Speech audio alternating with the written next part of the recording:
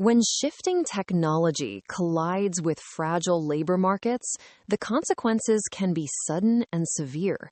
Senator Mark Warner just issued a stark warning about recent college graduates. He predicts unemployment will hit 30% within the next 2 years. 30%? That's staggering. What's driving his forecast? Warner says it's based on what he's hearing privately from executives. He reports that he doesn't know a single firm where their incoming class of new hires isn't half or a third of what it was just a few years back. The concern isn't only layoffs, it's anemic hiring that slowly starves entry-level opportunity. That really hits home when you think about families and young people. I've been on campus tours recently, and you can see the anxiety on parents' faces. There's this massive contrast between the promise sold to students and the harsh reality of mounting debt with shrinking job prospects. And the data backs up those fears. Recent college graduate unemployment is creeping toward recession-era levels.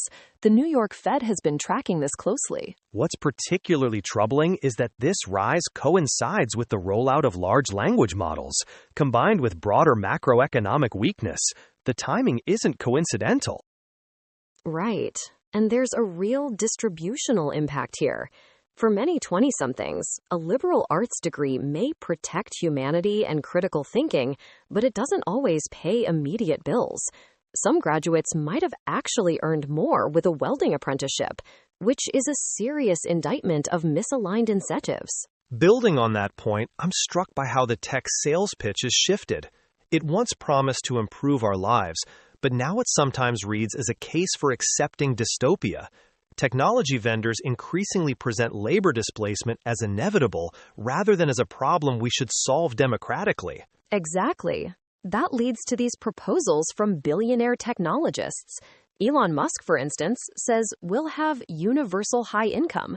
But who would ultimately control that distribution? What would ownership of critical technology actually mean? That's the essential question: ownership and accountability. Even generous income transfers don't redistribute power if key technologies remain controlled by a handful of corporations and investors. The democratic deficit is real here. Decision-making is concentrated outside popular institutions. A universal handout administered by private oligarchs is fundamentally different from public solutions. Let me make the political point explicit. Proposals without public control simply preserve oligarchic power.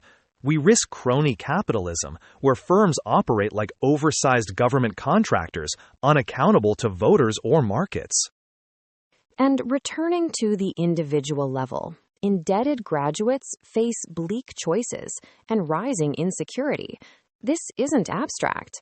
The policy response will determine whether a generation finds opportunity or precarity. We need a broader debate on public ownership, accountability, and a renewed social contract. The question isn't only whether AI will change work, but who decides how those changes are governed.